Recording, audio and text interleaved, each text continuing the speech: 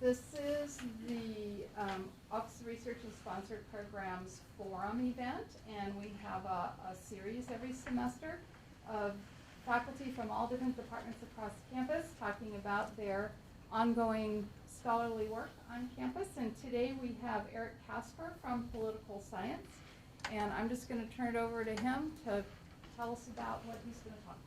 All right, and I think I'm presenting for about a half an hour and then opening up to about 10 minutes of questions here at the end. So, well, the title here, of course, maybe that's not the happiest title, the possibility of rejection. That doesn't sound good, but it gets to this question about what was going on at the Constitutional Convention and what did the people who had a hand in designing this process for appointing federal judges in general, but specifically for Supreme Court justices, what did they have in mind, all right? And why would I have, let's try this, there we go. Why would I have this as a question to look at? Well, this goes back a little over a year to when Supreme Court Justice Antonin Scalia died in February of 2016. He had been on the court for almost 30 years.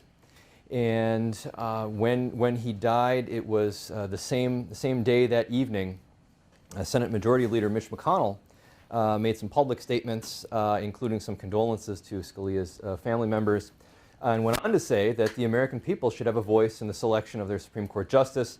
Therefore, this vacancy should not be filled until we have a new president. As you can imagine, the president at the time disagreed. And it was a few weeks later when President Obama was nominating federal appeals judge Merrick Garland for this vacancy on the Supreme Court that he made a statement of his own where he said that of the many powers and responsibilities that the Constitution vests in the presidency, few are more consequential than appointing a Supreme Court justice. He went on to say that if Republican senators refuse to consider Garland's nomination, it will not only be an abdication of the Senate's constitutional duty, it will indicate a process for nominating and confirming judges that is beyond repair. Okay. And as you can imagine, there were Senate Republicans who disagreed with that statement, including McConnell himself, who issued a statement, as well as the chair of the Senate Judiciary Committee, Chuck Grassley, each of whom saying that, well, hey, the president has all the authority in the world to nominate someone to this office, but the Senate also has the authority to say we're not going to do anything with it.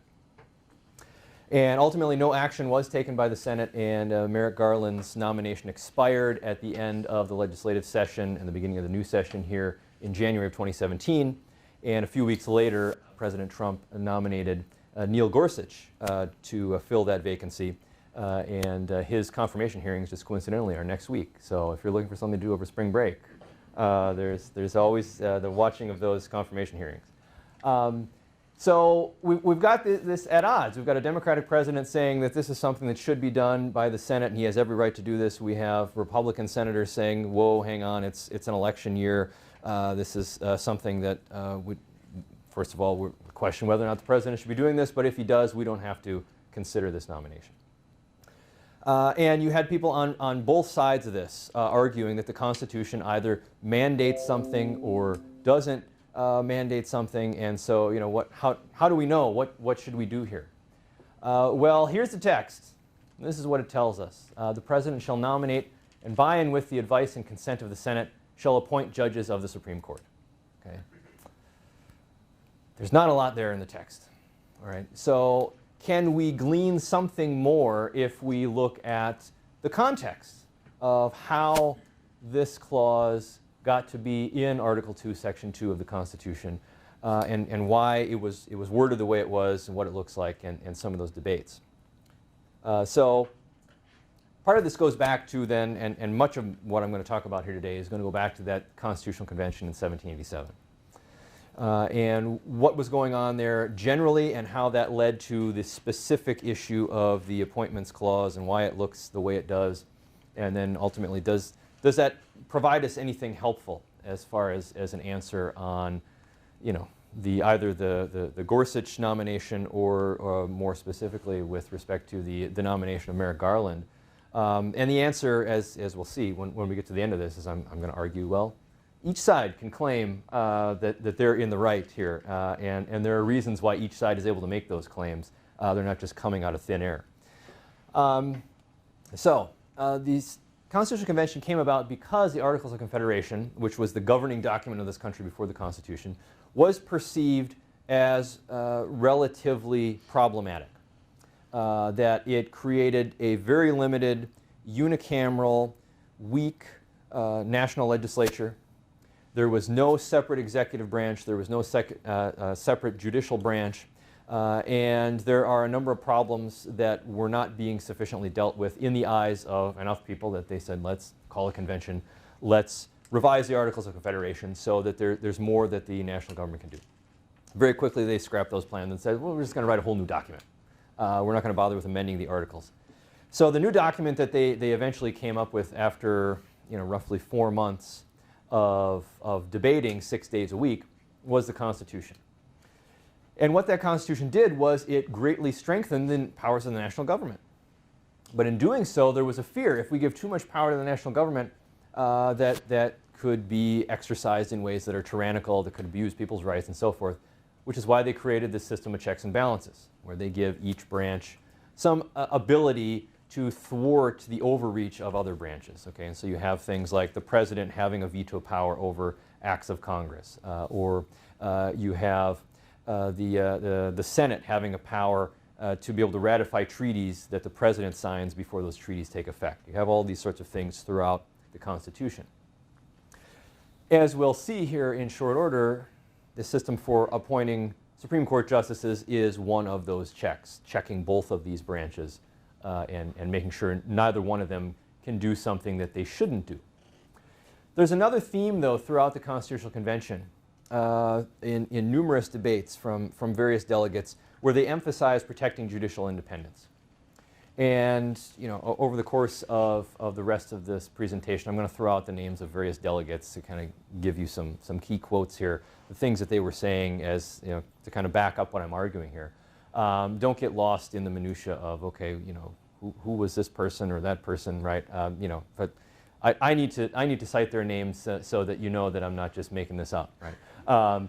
But throughout the convention, you had people like John Dickinson saying that the federal judiciary ought to be made as independent as possible, or John Francis Mercer saying that it is an axiom of the judiciary that it ought to be separate from the legislative branch, and Charles Pinckney, who said that judges should be independent.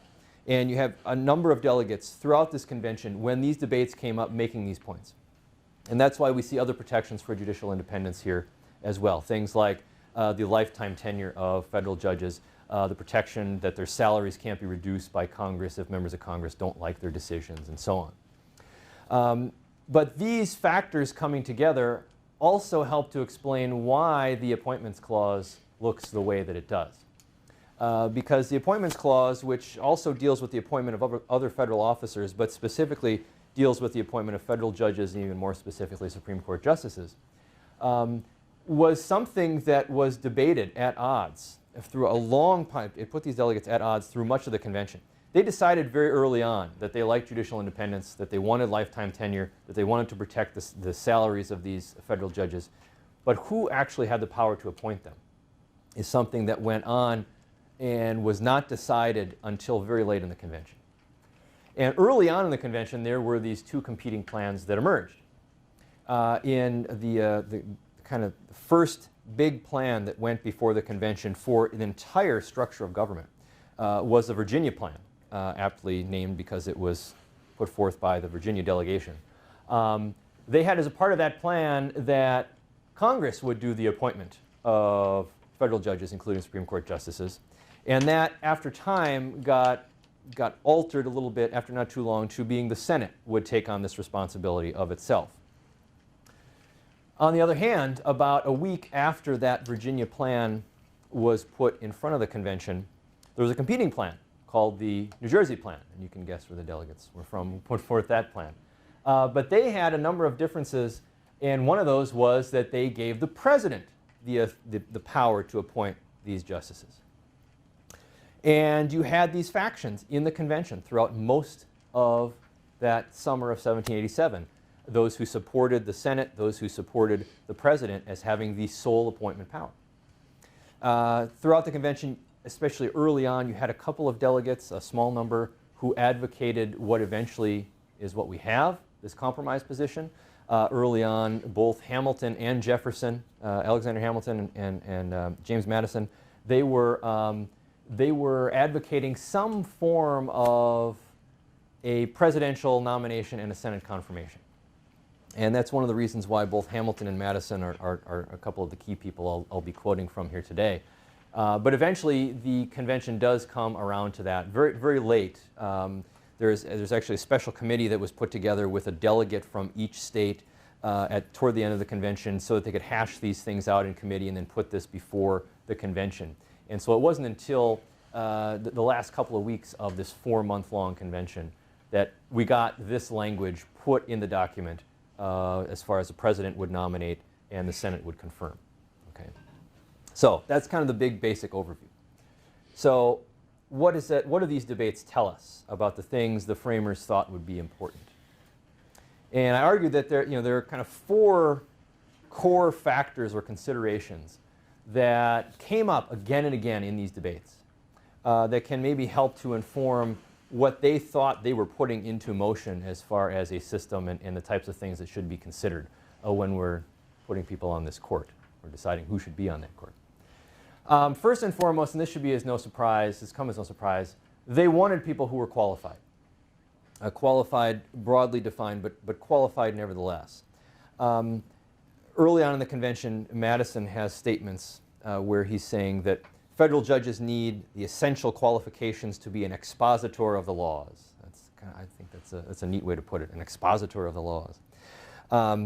And one of the reasons why he argued against sole appointment power in the legislative branch was because he said that many of those people who would be legislators, they don't have an understanding of what those requisite qualifications are, he said. There were those who were supportive of the sole appointment power of the Senate early on, like Elbridge Gerry. He's the guy that gerrymandering is named after, by the way. He said he could not conceive that the executive could be as well informed of characters throughout the Union as the Senate. And Oliver Ellsworth, who would later go on to serve on the Supreme Court, emphasized a point of ethics, saying of the president that it was not to be supposed he could have a better knowledge of characters. He would be more open to caresses and intrigues than the Senate, as far as he would be appointing people who weren't qualified or weren't ethical enough to be on the Supreme Court. And throughout the convention, again, you see these types of statements. They're concerned about putting in place a process that would ensure you could have quality people on the court. And after the convention's over in the Federalist Papers, these are things that are emphasized by both Hamilton and Madison. In particular, Madison says in Federalist 51 that the peculiar qualifications being essential in the members of the judiciary, the primary consideration ought to be to select that mode of choice which best secures these qualifications. And of course, what he's arguing in the Federalist Papers after the convention is that this combined method of the president and the Senate together is the process that will get us people who have those requisite qualifications. So that shouldn't come as a surprise, right? I mean, we're going to have, the framers of the convention saying, well, these are going to be, we want qualified people on the court. The next one might be political beliefs. One of the things that gets discussed during Supreme Court nominations today, and certainly has over the last year or so, is to what extent should politics come into this, right? If somebody's qualified, shouldn't they just be confirmed by the Senate? If somebody's qualified, should it matter what their politics are when the president is deciding whom to nominate? And while the framers themselves didn't want too much politics to come into this process in the sense of they didn't want this to be the only consideration that someone would be, a political hack of the person appointing them. They did understand that this was inevitable, right? In a sense, you can't take the politics out of politics. It's a political process, right? These are politicians. What do you expect them to do? They're going to engage in politics, right?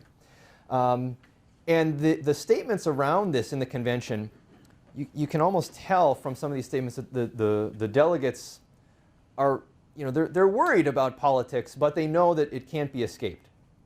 When Madison was proposing the combined method that he wanted at the time, he talked about how if it was both the president and the Senate involved in appointment, if there were a case of what he called flagrant partiality, on the part of the president, then the Senate would reject that nominee. But it doesn't say any partiality. It doesn't say some partiality. It says flagrant partiality is something that the Senate could reject that nominee. Hamilton talks about at one point in Federalist 66 how under our system of the president nominating and the Senate confirming, it could hardly happen that the majority of the Senate would feel any other complacency towards the object of an appointment than such as the appearance of merit might inspire, and the proofs of the want to destroy it. And he's not necessarily saying that it is all about merit, but there has to at least be the appearance of merit, right? That politics can come in, but you need someone who also has that merit. And so again, they understood. I mean, these are practical politicians. How do you think they got together and made all these compromises at the convention?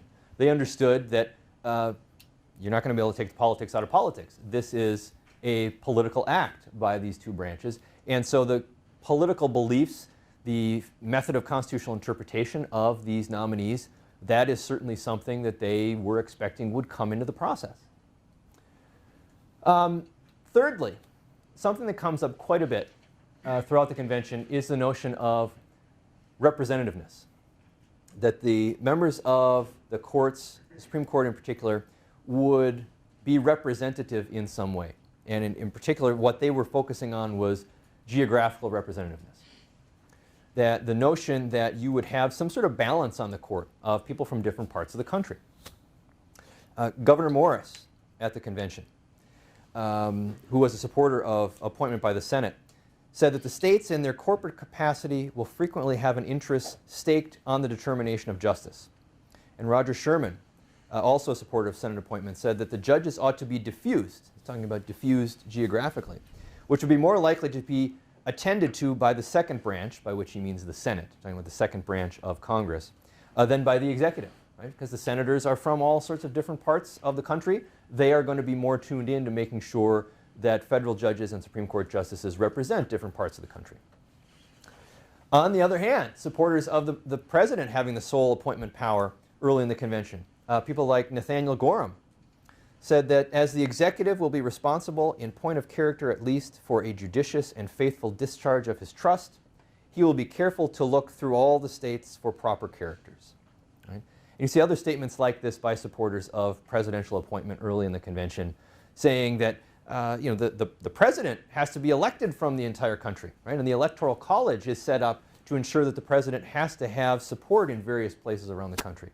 And so, of course, the president's going to be tuned in to making sure that the appointments to the court here would represent different parts of the country geographically.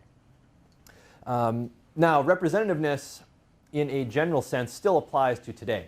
And we'll talk about, at the end here how this applies, particularly with the Gorsuch nomination. But over time, there are other factors of representativeness that have come to be seen as important by both presidents and senators, those of race and gender and religion, and as far as having diversity on the court in that regard, are some of the forms of representativeness that seem to matter more to the senators here today and to presidents today. But that notion, generally speaking, of representativeness was something exactly that they had in mind in 1787. Then we have checks and balances. And again, as we said at the outset, checks and balances, that's all over this document, all right? And so it shouldn't be a surprise that checks and balances factor into this process for appointing Supreme Court justices as well. Maybe this is the most important consideration for the delegates, because those in each camp throughout most of the convention, those supporting either sole appointment by the president or sole appointment by the Senate, in each camp, they were afraid of, if the other side won, what the courts would look like, and what the Supreme Court in particular would look like. James Wilson, for instance, an advocate of presidential appointment power, said that intrigue, partiality, and concealment would result from legislative appointment, but a principal reason for unity in the executive was that officers might be appointed by a single responsible person. Right? And Nathaniel Gorham commented that the Senate was too numerous and too little personally responsible. Right? That basically one of the senators could see to it that their buddy was nominated And the other senators would simply, log roll this thing and vote for what one of their colleagues wanted. And nobody's really responsible because the whole body does it. Whereas the president, president's on the hook, right? If it's a good justice, the president did made a good choice. If it's a bad justice, it's the president's fault. With a group, a numerous body of representatives, it's harder to make that argument when you're dealing with personnel appointments. On the other hand, those who were supporters of Senate appointment, like George Mason, said that appointment by the executive was a dangerous prerogative. It might even give him an influence over the Judiciary Department itself. And the point here is that, well, if the president has the sole appointment power, the president can stack the courts with people who agree with the president and might allow the president to get away with all sorts of things in office.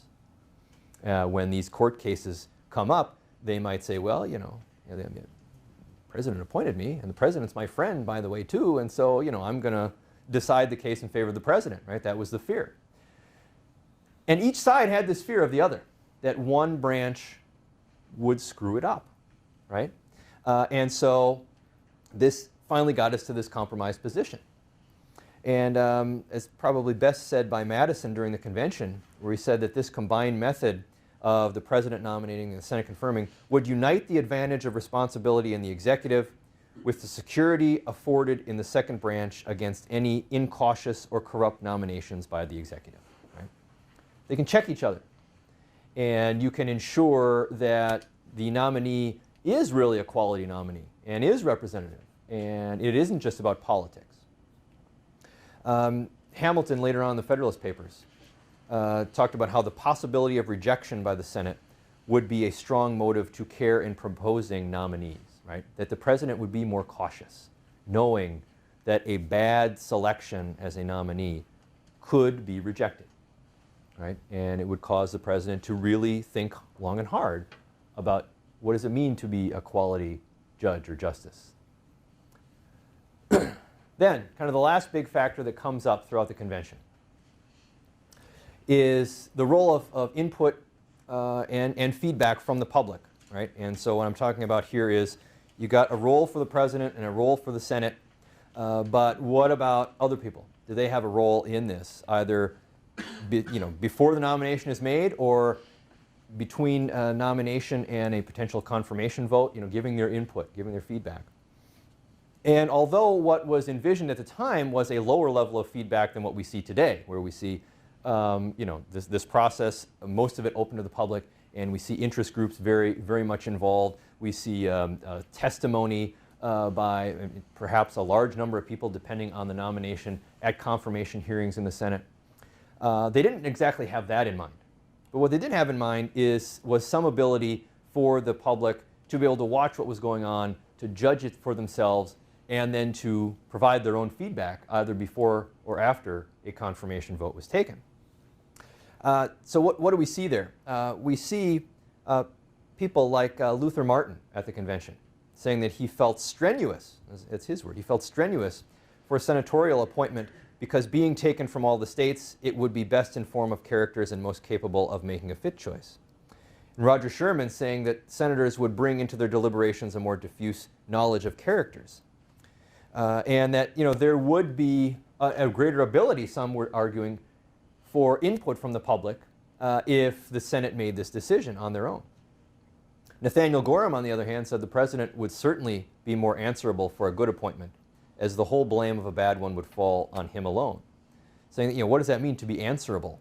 Right? It means, if you're going up for re-election, you could be judged on this as a president in ways that, again, senators might not be able to be.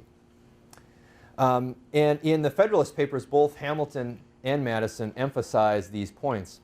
In particular, Madison saying that the judges will be the choice, though a remote choice, of the people themselves.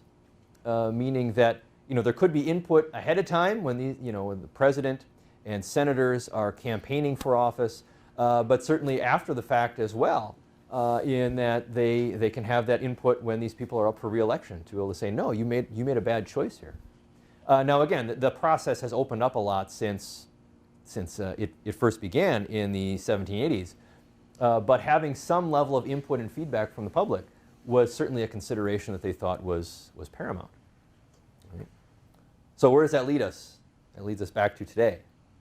And these same factors help to explain why the nomination of Merrick Garland ultimately was likely to fail, as it did, and why the nomination of Gorsuch is, unless there's some kind of hidden thing in his past that hasn't come out yet, is likely to succeed.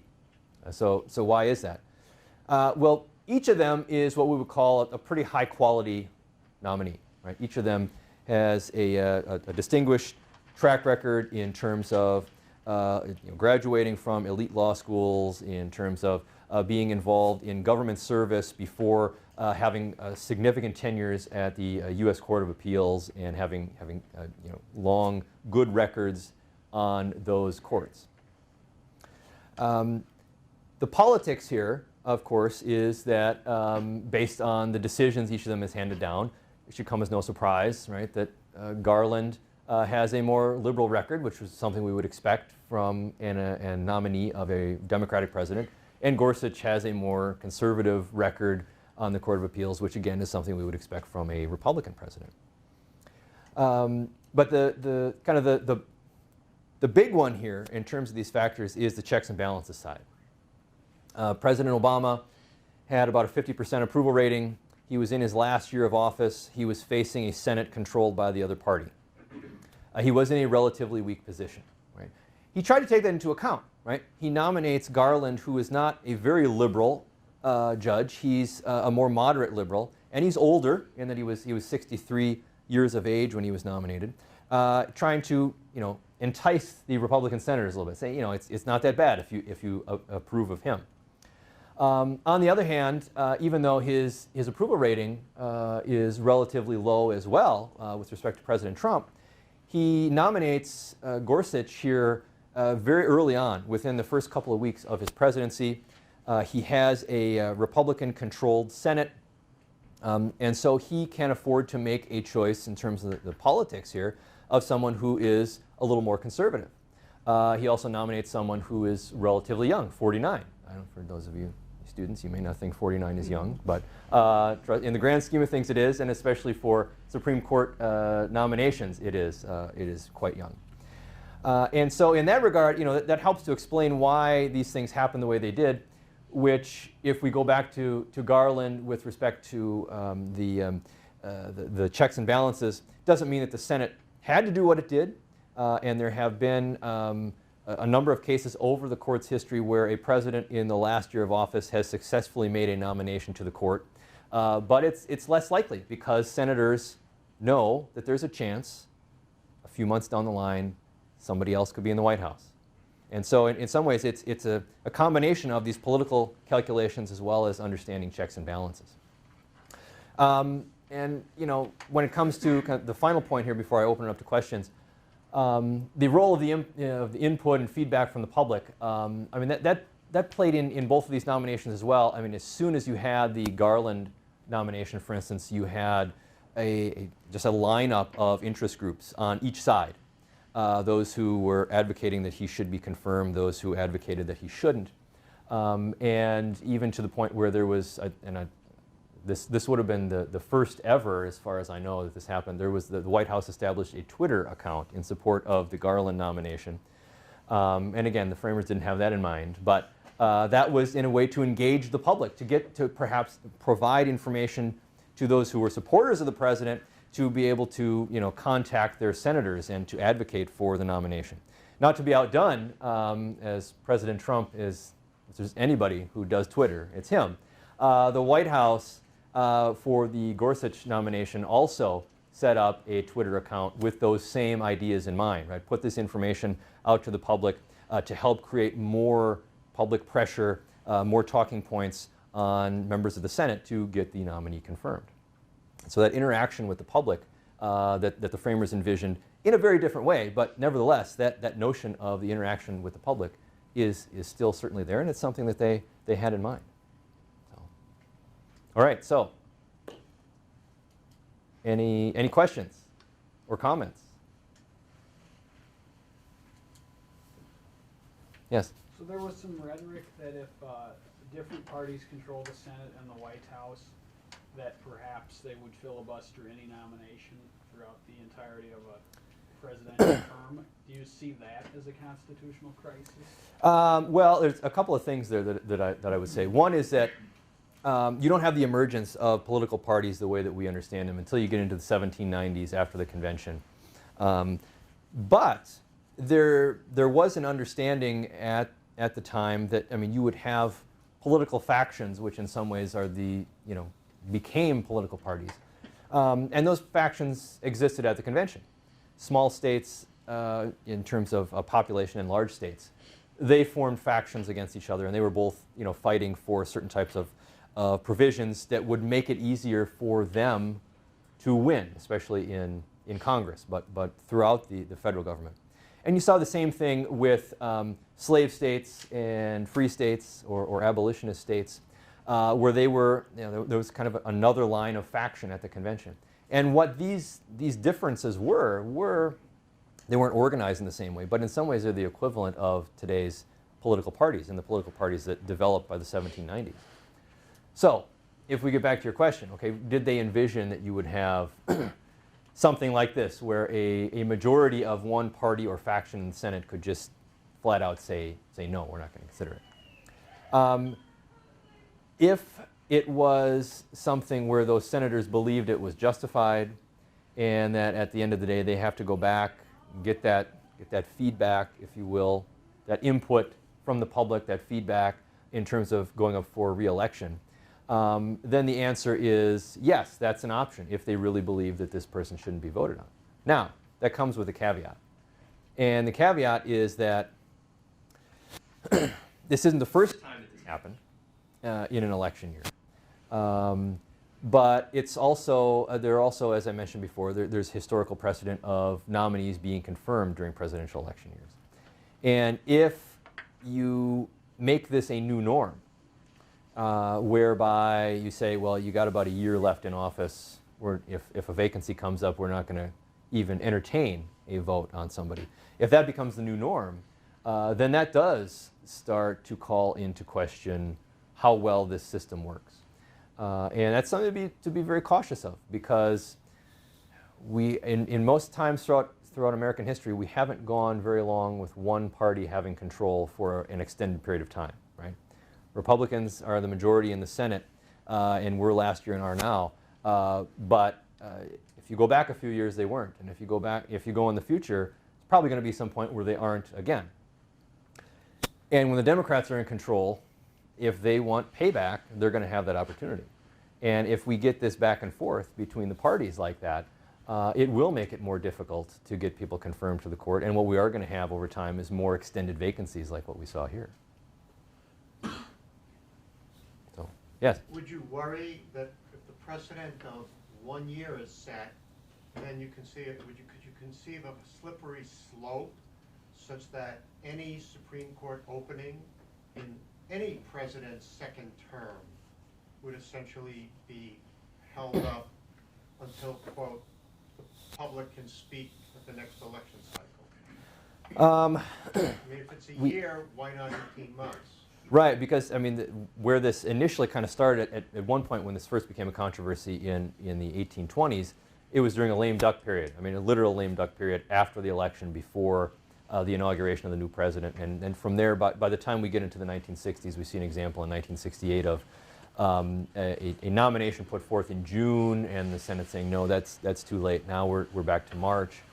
And there was some rhetoric by some senators last year saying that if, I mean, there's Ted Cruz in particular, saying that if Hillary Clinton were elected president, we don't necessarily need a court of 9 justices, which in a sense is true. I mean, Congress does control the number of justices on the court, but I wouldn't expect that we would see, at least in the near future, a majority of senators who would take that approach.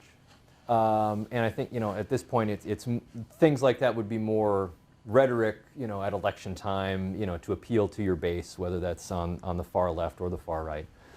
But because the Constitution doesn't give us an answer, I mean, part of what they're expecting here with these factors, and why they believe checks and balances can work, is that the president and the Senate will work together, right? And outside, taking aside this nomination, what we've seen in Washington for a while now when it comes to legislation and other matters is that if the presidency is controlled by one party and the Senate by another, that they haven't done a very good job of working together. And so I think that really goes to a larger systemic problem. And I don't know necessarily how to deal with that, but the good news, at least for the time being, is that there's been more bipartisanship, and historically this has been the case, there's been more bipartisanship on Supreme Court nominations than you would see on typical legislation. But that's kind of going down as well. If you look at the confirmation votes of the last several justices, the party line nature of that has increased over the last 15 years especially, but over the last 30 years more broadly. So, one of the things that calls into question is, well, can the system sustain itself? And the answer is yes, but that checks and balances is really dependent on people of different political beliefs working together and not fighting tooth and nail on everything. Anybody else? So, to my mind, you just contradicted yourself. Okay. Because you said the system can continue to work unless the parties refuse to work together, and that's what we're seeing, they're refusing to work with each other. Well, and in some ways that's, any human institution, right? It's populated by humans, and humans aren't perfect. Part of it depends on what does it mean to work. There's no guarantee that under the Constitution, for instance, and under that language, there's no guarantee that the Senate has to consider a nomination. There's no requirement that they have to vote on it. One of the things that we didn't get into here, but I think is a piece of the puzzle here, we focus on the consent part a lot, which oftentimes translates into, well, there's a vote on confirmation or rejection. But there's the advice piece as well. That's what some of the Republican senators were arguing, that before the nomination was made, they were giving their advice that they believed it was too early on in the process. So are they right or are they wrong? And I don't know that you can necessarily have an answer on that. When is it too late, right? I mean, we could argue that if it's an hour before the inauguration of the new president, right, for the current president to put forth a nomination, that's pretty late, right? That wouldn't necessarily be precluded, right? If the Senate was so inclined, they could take up that nomination that day, they could confirm somebody onto the court.